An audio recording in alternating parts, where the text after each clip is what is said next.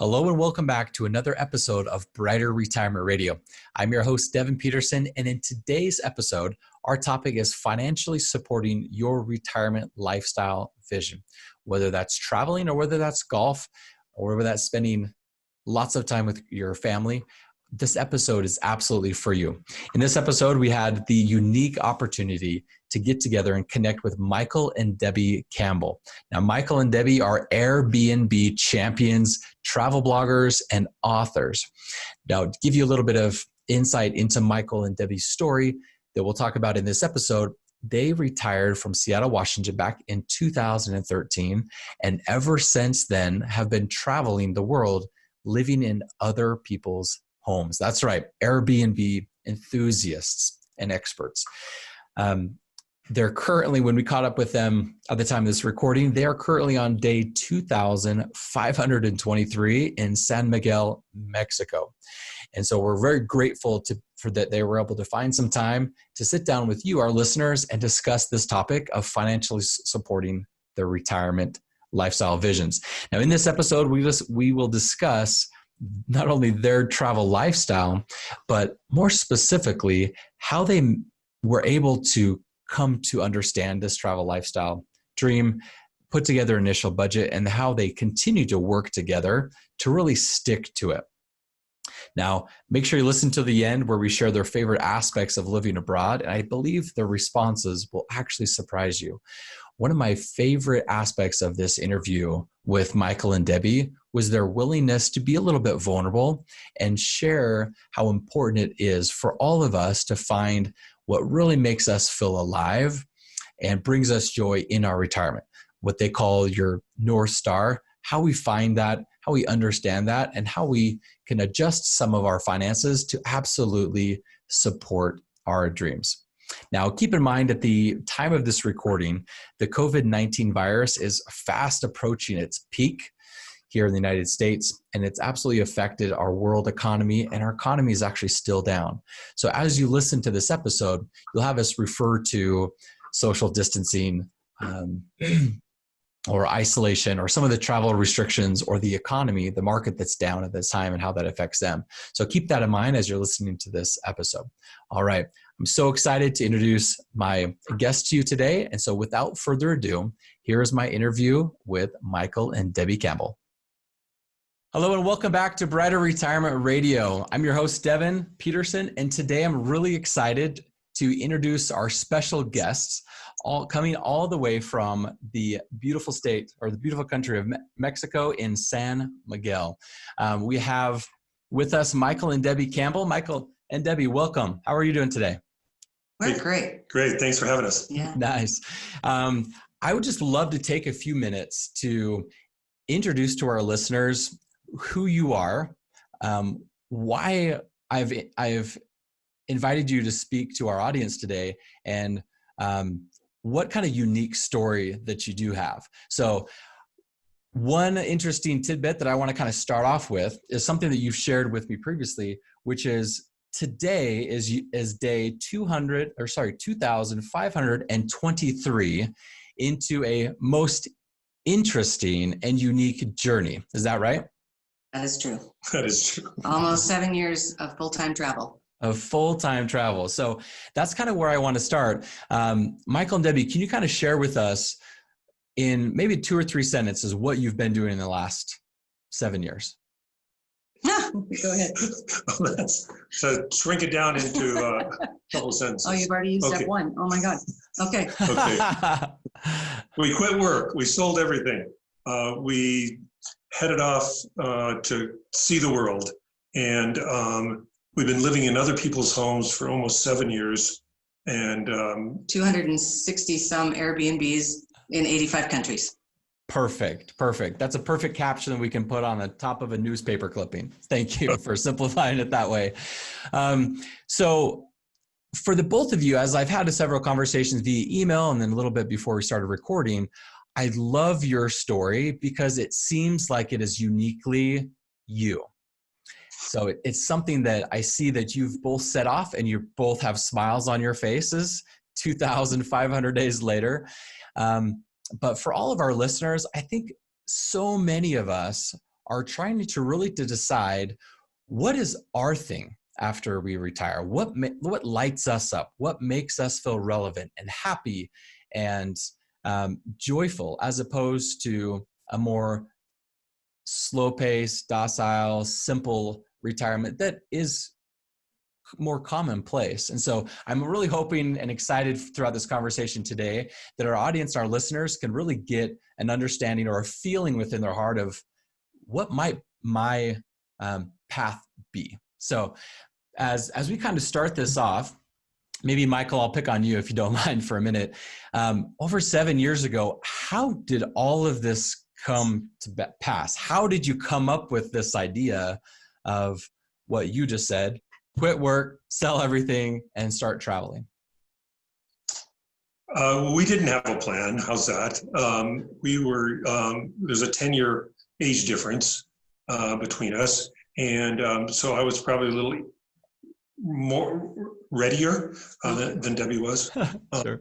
But we didn't know what to do. We didn't really have a plan. We didn't have a plan.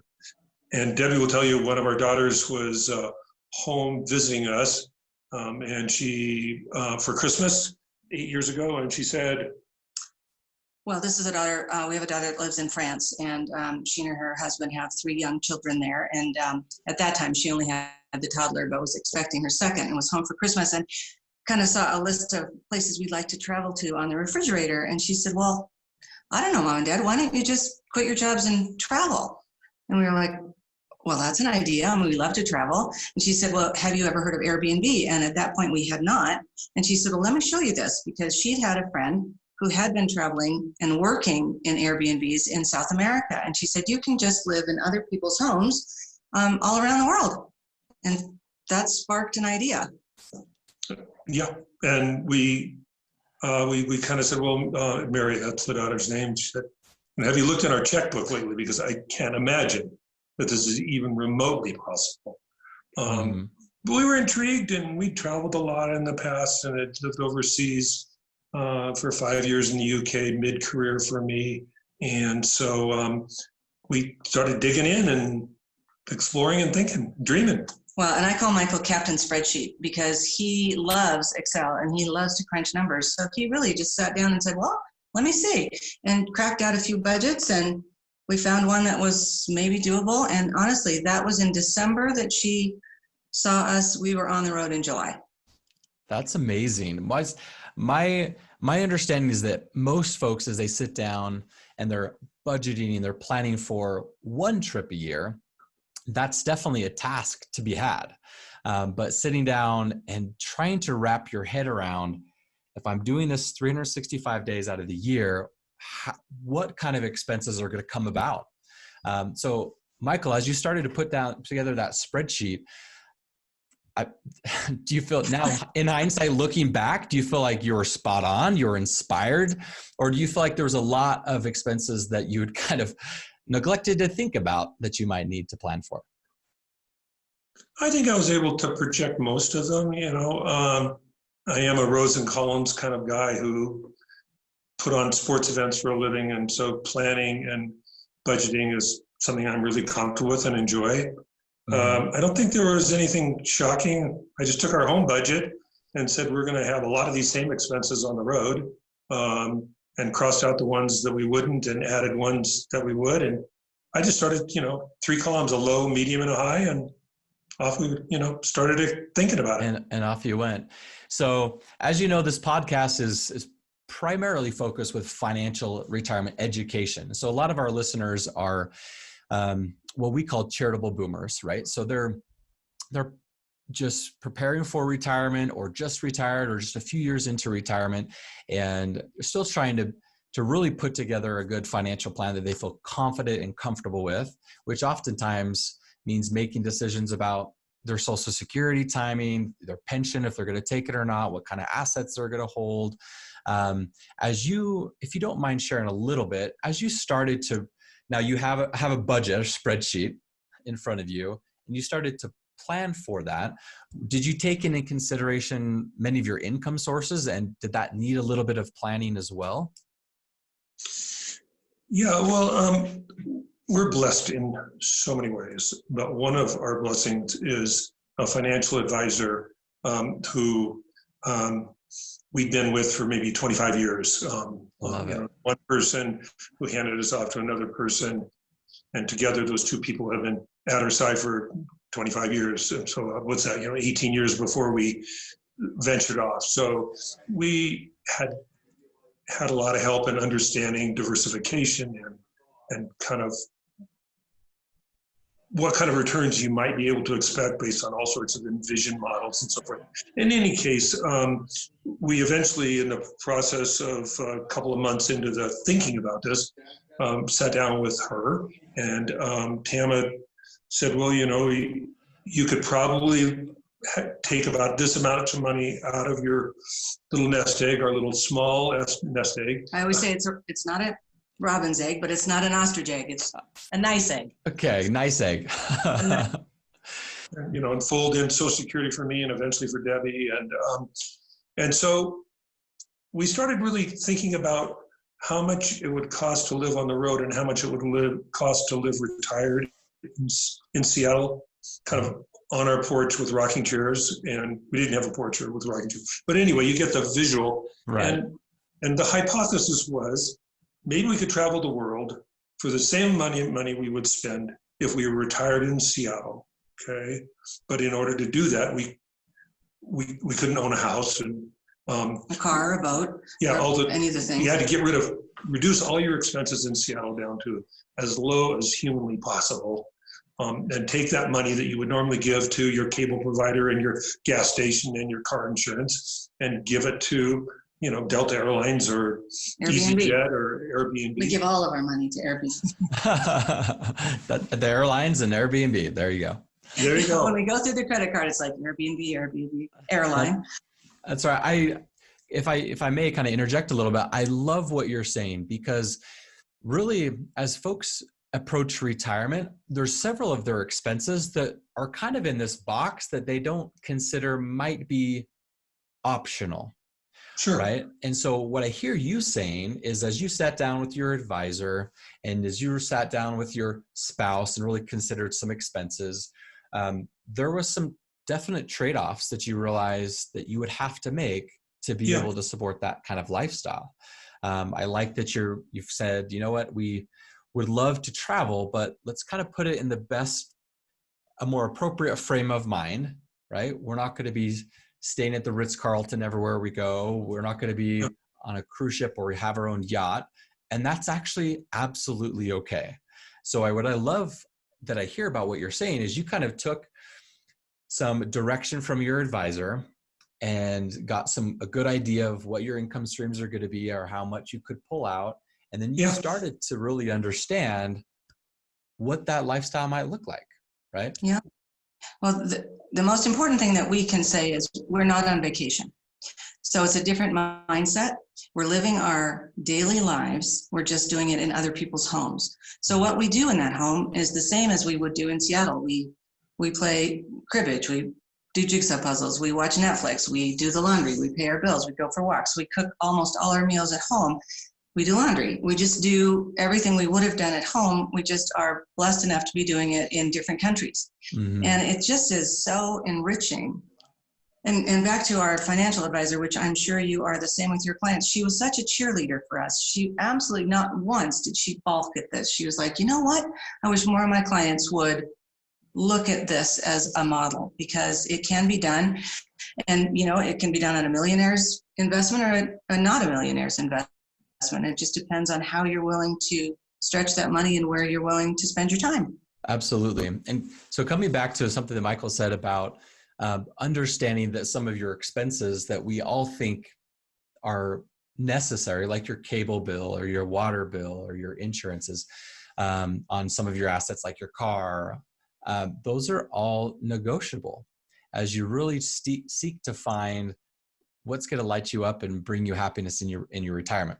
Now, admittedly, your circumstance is a bit yes, go ahead. It's extreme on the continuum of, I'm not saying bad extreme, but clearly you being in a space to sell everything is one end of the spectrum that some folks might be on the other end, that they don't want to sell anything. What I understand though is most folks live somewhere in the middle, right? Mm-hmm. Most folks realize that, okay, I could give up X, Y, and Z in the middle because, oh my goodness, I would love to live abroad for 1 month a year, right? And to Sure. give that up, we can give away X, Y, Yeah. and Z. So I like that. I want to jump in just to say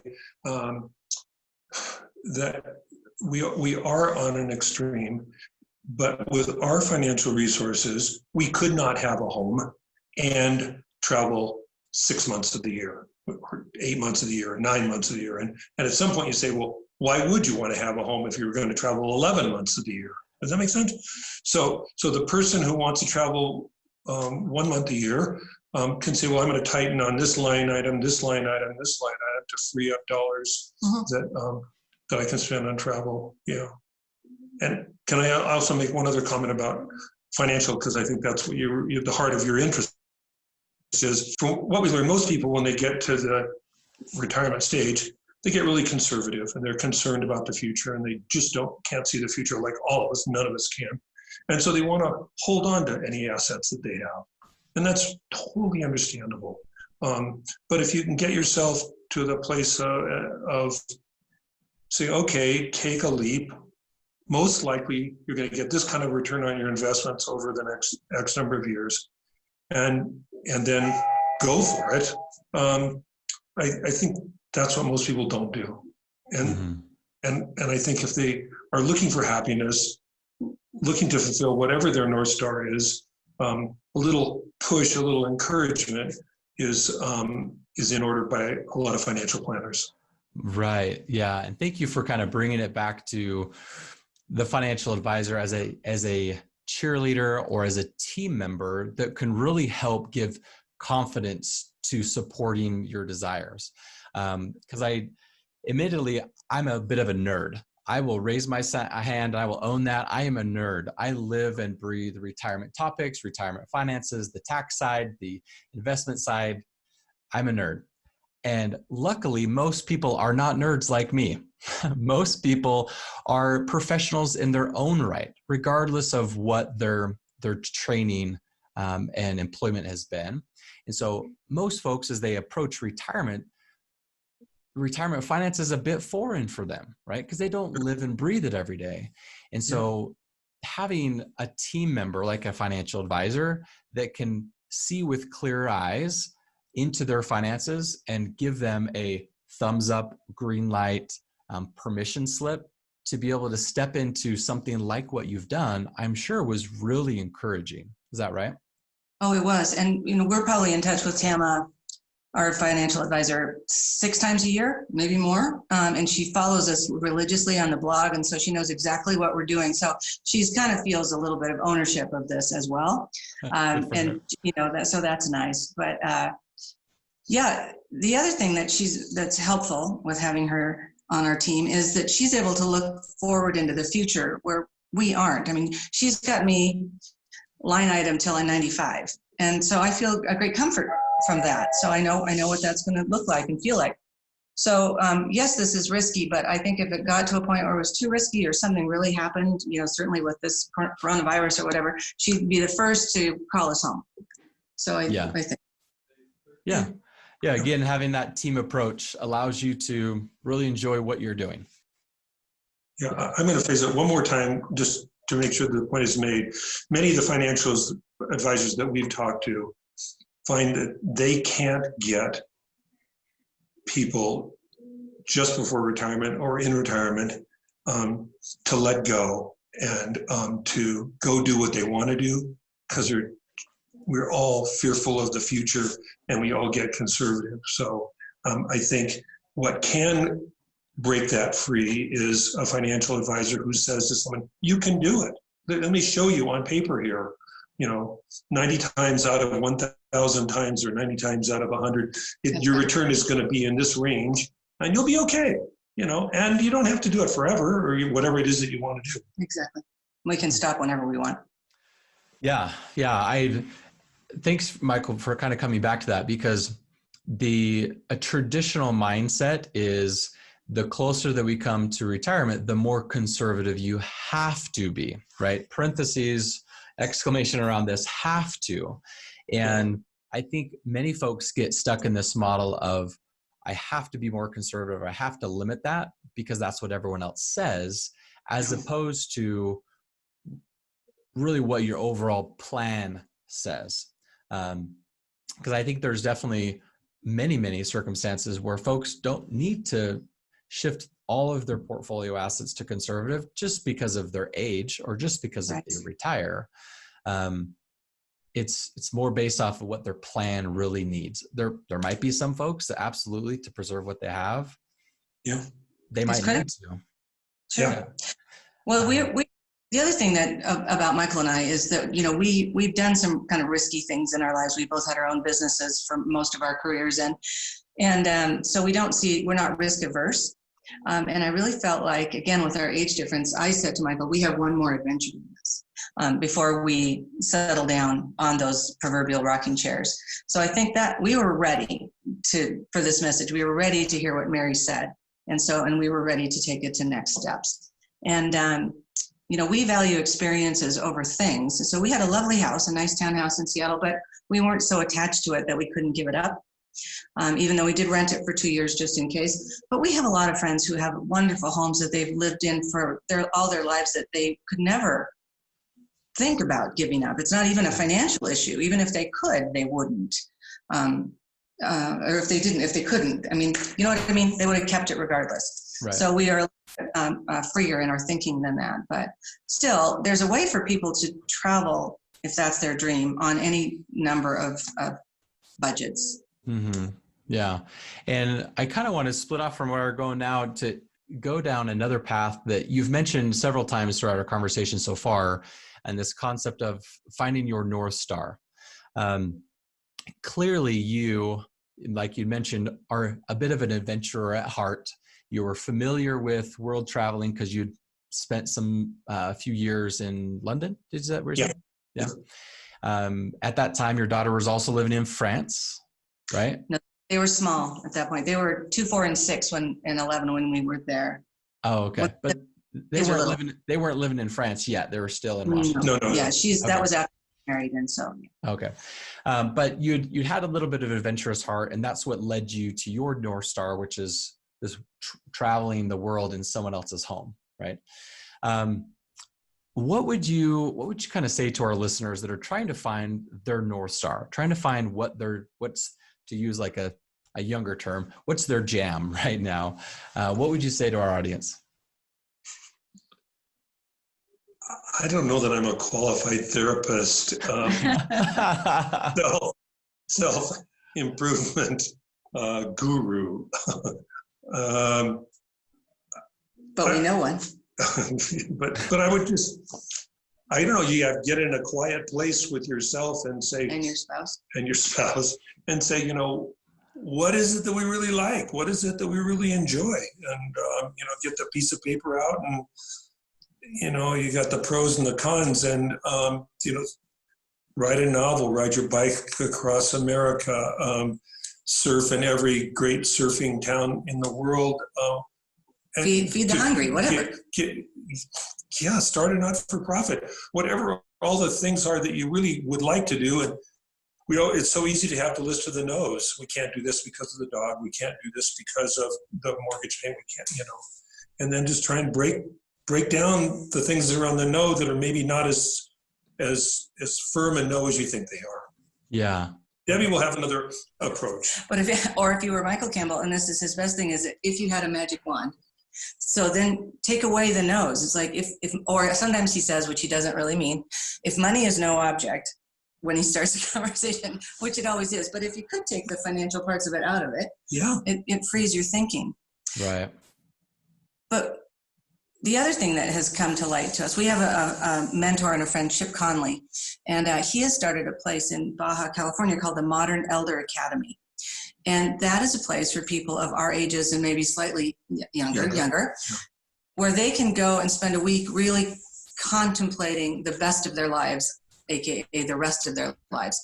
What is it that in your career, if you still have another 10 years in in your gas tank do you want to do? And if you're closer to retirement, what do you want to do? Because we're going to live a long time. I mean, retirement isn't what it used to be. So for the people that are 20 years younger than us, they'll easily get to their 90s, I think. And that's a lot of after work planning to think about. Absolutely. Because I'm 60, I just turned 64. So in some respects, I'm just at retirement age, and I could have worked considerably all the time that we were gone and for the foreseeable future. So maybe I have to go back to work. Yeah. Yep. I think you like your current work right now. I don't mind it. Yeah. And, to mention your current work, I've read several of your blog posts, right? So your blog that you are an active contributor to, and it's in a very extensive blog. I read several of the articles. It's called The Senior Nomads. Is that right? SeniorNomads.com. And I mention that because through your blog, people can see what your North Star is. It's very apparent. I love that you've been very open with your story, and you're being open with that today as we record this podcast. You're showing everyone really a step-by-step of how you came to find your North Star and how it was achievable if you just bite at a time, start to unravel it and to take action. Because as you know, not everyone's North Star or desire is to live in someone's home 365 days a year and travel the world. That's, if you think about it, that's 265 kitchens, 265 showers, 265 beds. No, it's not for everyone. Right. And that's okay. That's okay. Because like you mentioned, a lot of us are more emotionally attached to our home or emotionally attached to make sure we're around our grandkids or our specific. I do like our grandkids. We like our grandchildren. We do. We really do. Okay. I think we don't. Right. But what I like about your story that we see here today and that we see in your podcast, in your blog, is really you seeking after it, striving to accomplish it, and finding it, right? And it just makes it very achievable and very doable, which is what I really love about what you've shared. Yeah.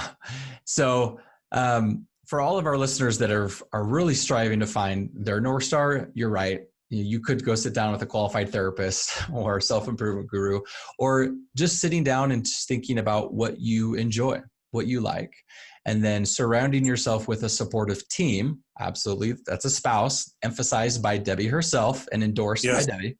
If ever either of us didn't want to do this, we would stop. I mean, it has to be, we often say we're rowing the boat in the same direction now. And if someone lifts their oars out of the water, the boat's not going to go forward. So good marital advice right there.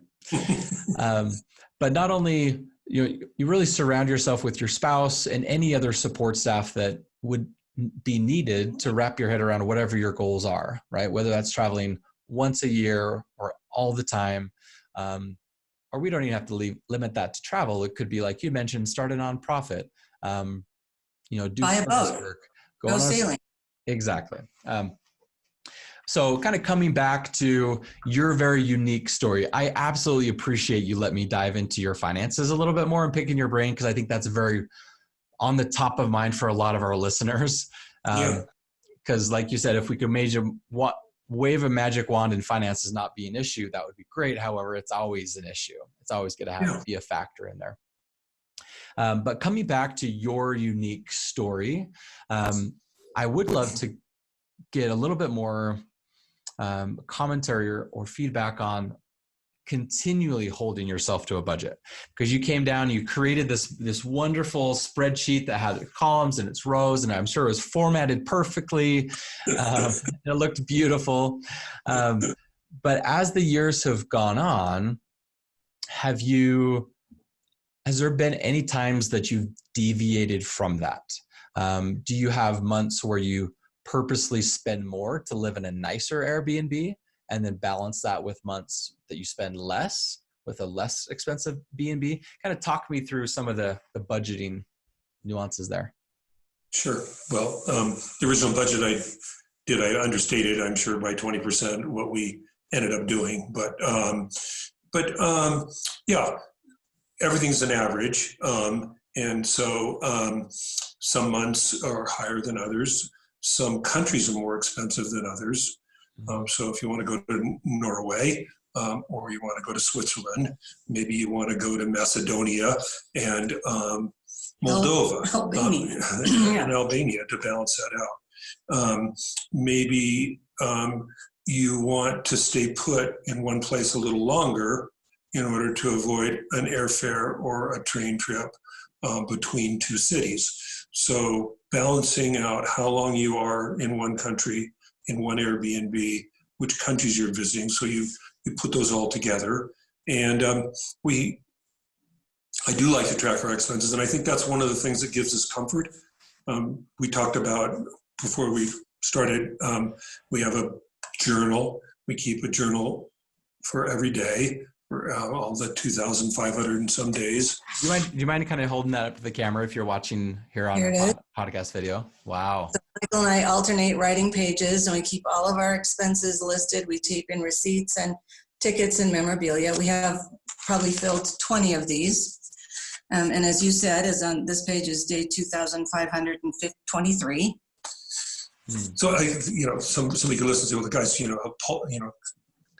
compulsive, whatever the thing is. Something like that. They're overly compulsive about this. But anyway, for us, being able to track our expenses every day and put them in a spreadsheet and do a monthly total and compare that to our monthly average and compare to how much we spent a year ago, gives us the reassurance that we're staying within the guardrails. Yep. If you didn't know how much you were spending, at least for me, I would be going like, well, I don't know if we can afford this or not. So by some simple little tools that we do on a regular basis that are ingrained in our routine, their habits, that we know we're staying within the guardrails, and therefore we can keep going. Yeah. Is this a monthly activity that the both of you sit down and do, or is one person just does all the budgeting and the other person just gets reported to? You couldn't do it without it being a team effort. Michael obviously does all the spreadsheets. He has so many spreadsheets, he keeps track of our game scores when we play Scrabble and backgammon and cribbage and dominoes. So anything you want to know about our lives is on a spreadsheet, probably. But we do the book every day, and it's nice because we write down what we did during the day and then our expenses. And at the beginning, it was a little bit, really, do we need a receipt for that? But the more you can get them, the more it's part of the journey now for us. I think the answer to your question is it has to be in our family. Again, I don't know about other marriages, but it needs to be the two of us. We both need to be committed to staying within the guardrails. And so we enjoy, once a month going through and making the tallies and saying, oh, hey, we're in good shape. Yeah, I want to add as a footnote here because, the stock market with the virus has put a real big, hurdle in front of all of us who are investors, long-time retired, short-term retired, early retirees. And so I think this is a real test for, do you have the stamina to stick with the program? When the market's going up, hey, this is great. But I think this is really a test right now. And our little net worth has fallen dramatically, just like everybody else's. But our financial advisors, chin up. Hey, 100 times, 1,000 times we ran this simulation, and you're going to be okay. So, okay, going to be okay. Yeah, I would like to share that same sentiment. As long as you have a plan and you're sticking to your plan, you're going to be okay. I think where a lot of the fear comes in is for those folks that maybe you didn't have as much of a plan as they thought they did. But as long as you have a plan on what you would do in market situations like this, where the world seems to be falling apart overnight, as long as you have a plan, that does give you a lot of that peace of mind. So I'm so grateful that your advisor is kind of sharing that same sentiment with you. Yeah. We also, as we've been married for 41 years, so we know each other really. Yeah, congratulations. Thank you. It's beautiful. And, and we're best friends. I wouldn't do this if it weren't, if we weren't best friends, but we are very different. I mean, as he said, he's a Rosen Collins guy. I'm a graphic designer. I'm a doodler. I'm a scribbler. But we get to the same place. Like I said, we're rowing the boat in the same direction. And it's brought our marriage to a great place because we don't argue about money. And we're both, contributing to the cause. And I think that makes a real difference. And we also have a little bit of a philosophy. Here's our tip for everyone to do this. So when it comes to buying things, we don't buy things. We rarely buy new things. If you need a new pair of shoes, you better be prepared to get rid of a pair of shoes. So if we say, if you can't eat it, drink it, attend it, or get somewhere on it, don't buy it. It doesn't come with you. Yeah, it's just, it's we spend all our money on food, drink, experiences, and travel, really. And so, and we always say to each other, why you look nice today, even if I've seen this shirt, 67 times in a week. No. Because you really understand what you need to survive, and it's not as much as you think. Yeah, and I think this comes full circle back to the strength that I feel within the both of you of understanding your expenses and understanding what's important and what's not.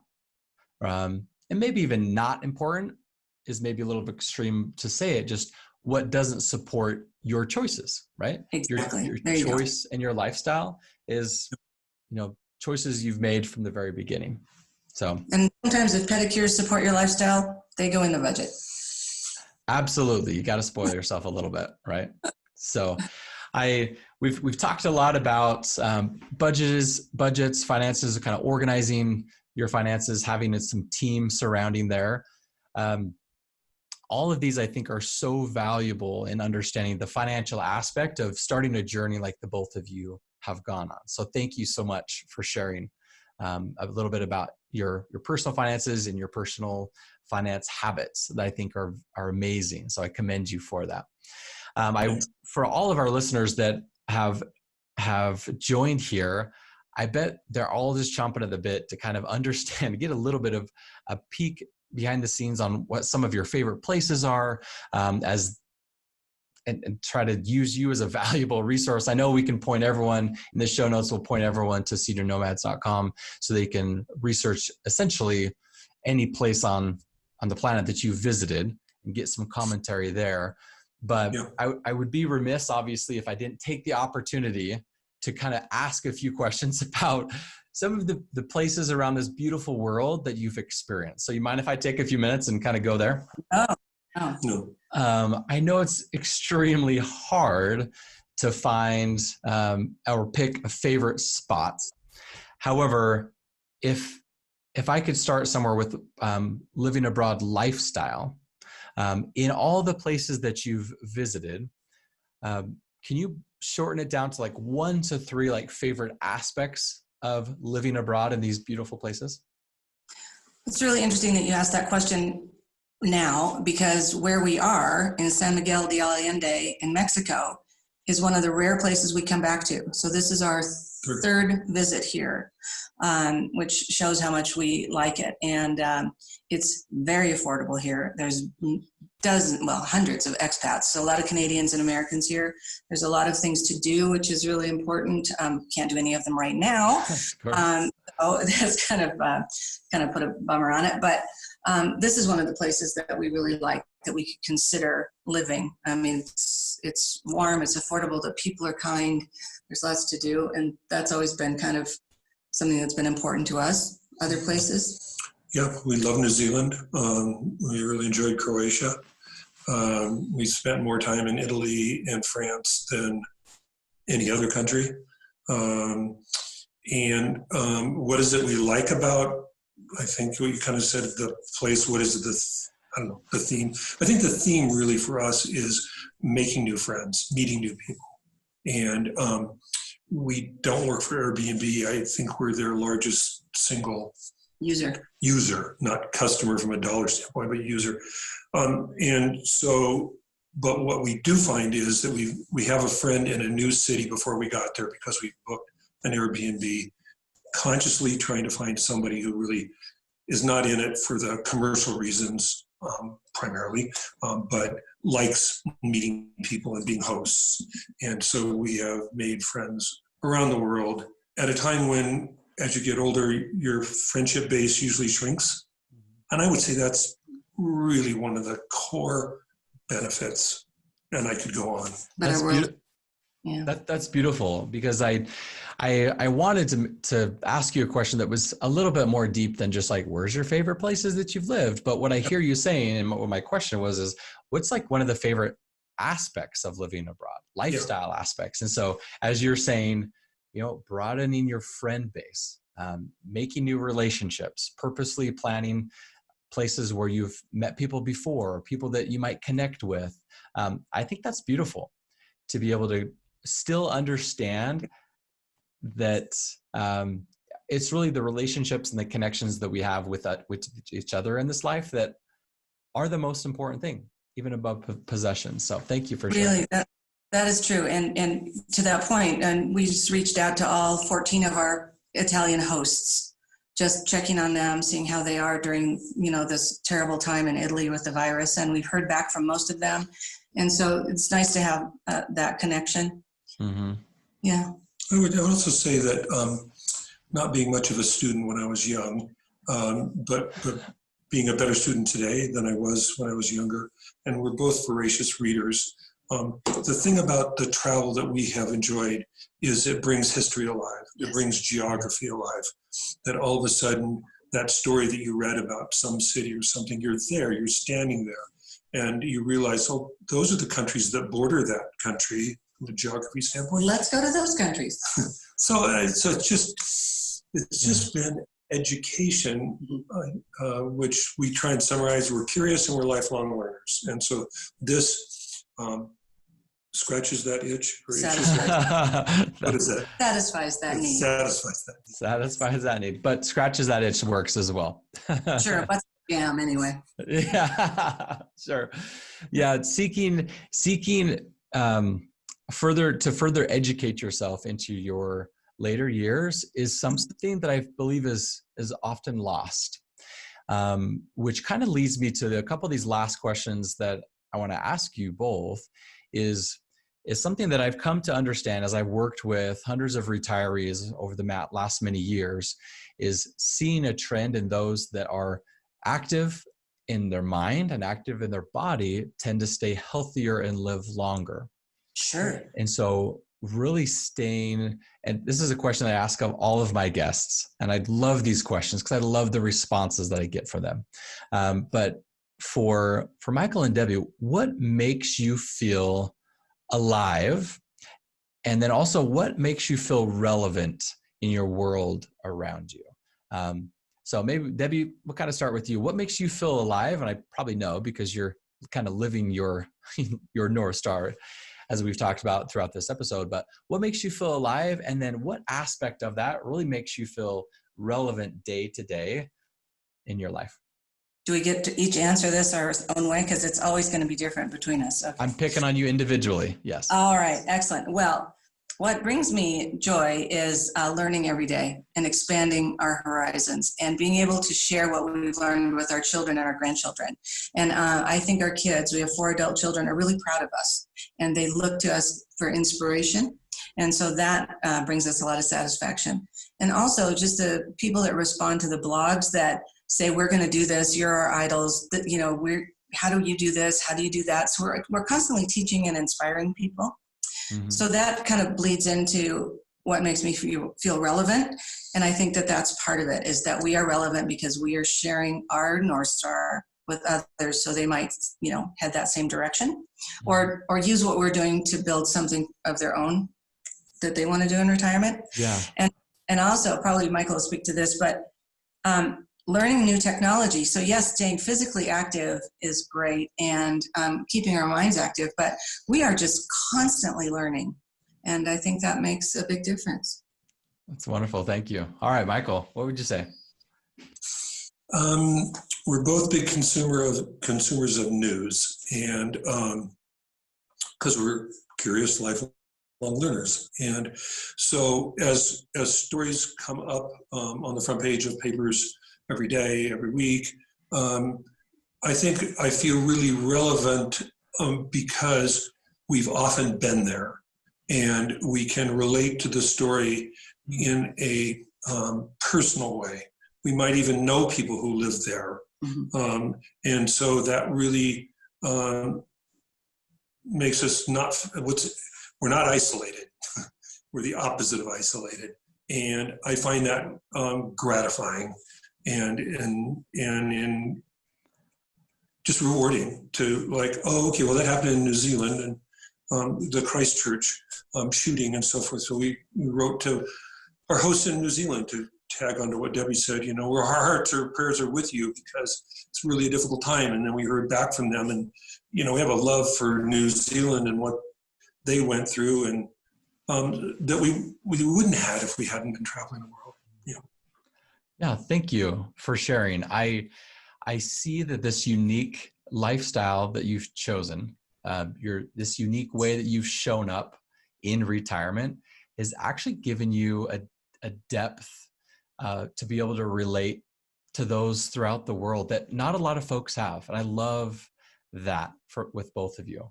I think it brings us closer together too. Totally. It has brought us way closer together.